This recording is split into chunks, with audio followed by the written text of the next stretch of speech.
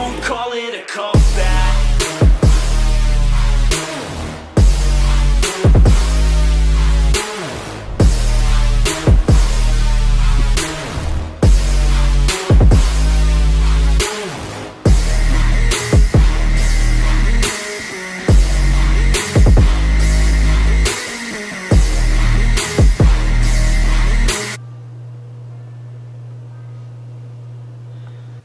So usual sight, my girlfriend is sleeping, and I'm gonna get on the bike because champions, you know, they do things while others are sleeping. You know, some people dream, like literally dream, like on the couch dreaming, and other people make their dreams a reality. Yeah. Rocking on my girlfriend to get some motivation, but yeah, so I already ran 10 miles this morning. Gonna go bike for maybe an hour and a half, 2 hours, we'll see. Just ate a whole big bag of cheese puffs, which are like organic version of Cheetos.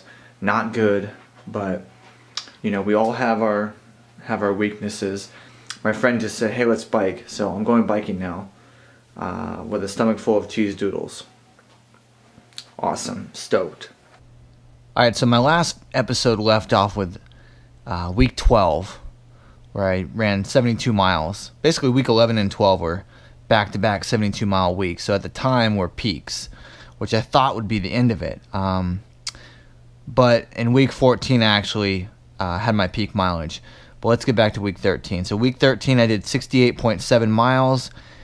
Key workouts include, during one of my long runs, I did 6 by 1 mile at 5:41 pace with 1 minute resting jog. So basically like a fartlek. But when I do fartleks, I like doing short rest. So that was good. That's almost threshold pace, very close to that. And very short rest. Then that same week, I did 15.5 mile run, where I did like a 1 mile warm up, 2 mile cool down, and then in between I did 12 miles tempo. It's supposed to be marathon pace, but I felt good. Probably from the 6 by 1 mile workout I did earlier in the week. So I actually did 12 miles at a 5:41.7 average. So yeah, I don't know. I felt amazing that week. Incredible. And I almost actually kept going, but I didn't want to do too much because it wasn't a race. Then week 14, I stepped it up. I did 75.3 miles, which is my peak mileage for the build-up. I did, let's see, one workout I did 12 by 4 minutes on at 5:56 average, so marathon pace, and 1 minute easy jog off. So essentially I did 48 minutes at marathon pace, which is really good. It was super early in the morning. I was tired. The run club changed their practice to earlier, so they had already run, and I was a little annoyed, and I didn't feel like running fast. So I figured, well, I'll just get a nice little marathon pace speed work in. And then later in the week, I did 21 miles, and then I did the same workout for the second time in my cycle of doing 10 easy and then 10 at marathon pace with a cool down. So the 10 at marathon pace, I did 5:56 average. So from mile 11 to 20, which is, it was kind of hard, not gonna lie, because I ran out of gels. So for the whole run, I only had half a gel that I took at mile 9. So I was starting to hit the wall, like just sugar wise, like energy wise, around mile 19. So that was a tough one near the end.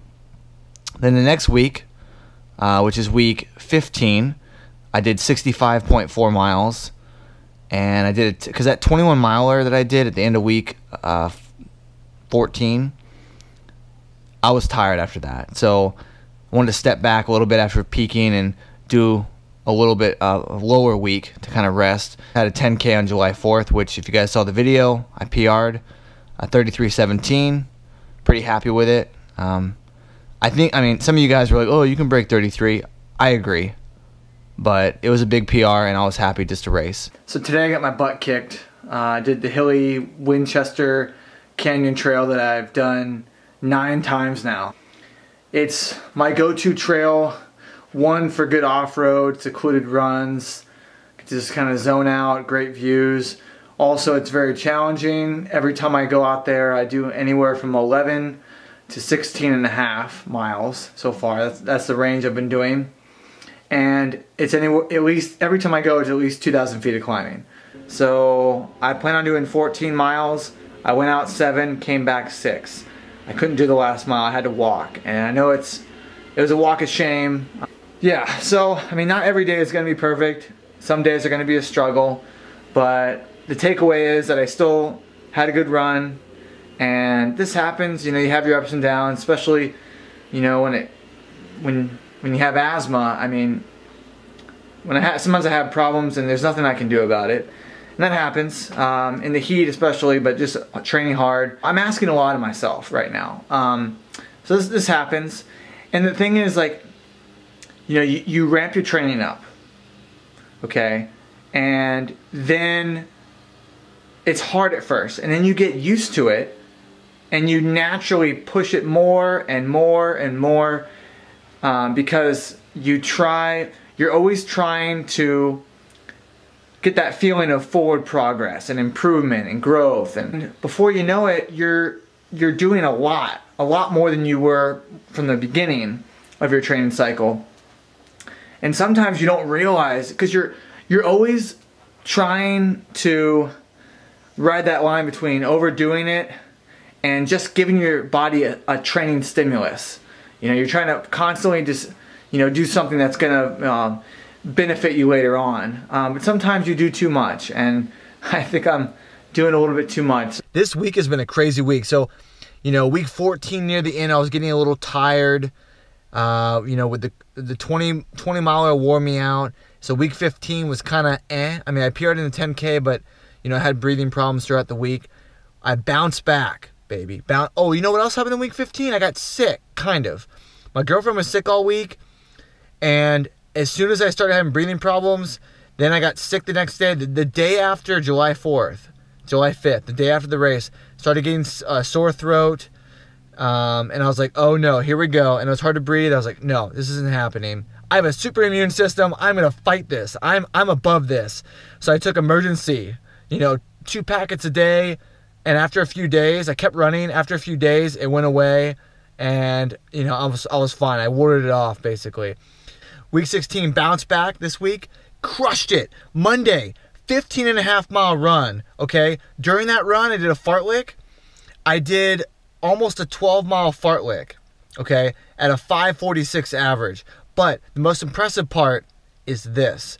I did 7 sets of 8 minutes on, 2 minutes off. The 2 minutes off, mid-7s, easy jog.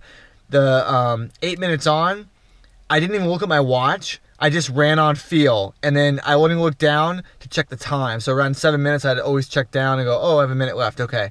I just ran on feel. It was like a freeing, like an actual fartlek where you don't really go based on pace, you just, you know. But yeah, no, I felt great. I averaged 5:30 flat for 7 8-minute sections. So basically, like in the beginning, it was like mid 5:30s. By the end, I was doing high 5:20s. 56 minutes of 5:30 pace work during that run. It was ridiculous. And then came back. I kind of tweaked my hamstring during that run because that's a lot of intensity, especially with the 4th of July 5K that was 5 days earlier. That was a lot of intensity in a short amount of time. So it's understandable that my hamstring was a little tight after that. So I said, okay, I'm going to take it easy the rest of the week. But then on Friday, I did Yasso 800s on the grass field, which is a little slower than the track. I didn't run too fast, kept it easy. I averaged 238 for 8 reps. And it felt easy. You know, my hamstring was holding me back, but I kept it under control. So that was good. Then the next day, Saturday, ran 15 miles, you know, hilly, same Winchester run that I did before where I had breathing problems the last time. Crushed it this time, you know, felt great. Nice heat training. So 2 15-milers, 2 speed workouts. Like, I am like, this week was awesome.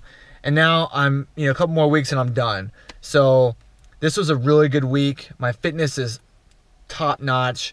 And yeah, I'm ready for this. Are you ready for this? Because I'm ready for this. I'm not concerned with what day it is, because all I'm doing is counting down the days. Exactly 5 weeks until the race. And then the next episode will be during the taper. I'll talk about my tapering strategy and, the end of my training, race strategy, race prediction, all that stuff. And then the next episode will be the race. So this is episode 8 of 10 total episodes.